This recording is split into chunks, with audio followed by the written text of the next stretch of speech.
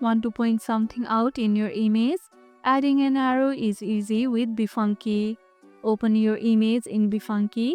Click on the Graphics tab in the toolbar and search for arrows in the search bar. Select an arrow that fits your image, then drag it onto the photo.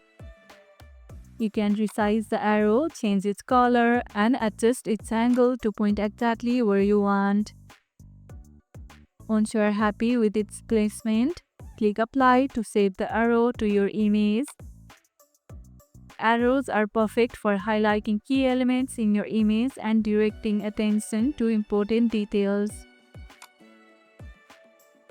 How often do you use arrows in your designs? Let me know in the comments. If this video helped, hit the like button, share it, subscribe, and leave a comment. Thanks for watching, and I'll see you in the next one.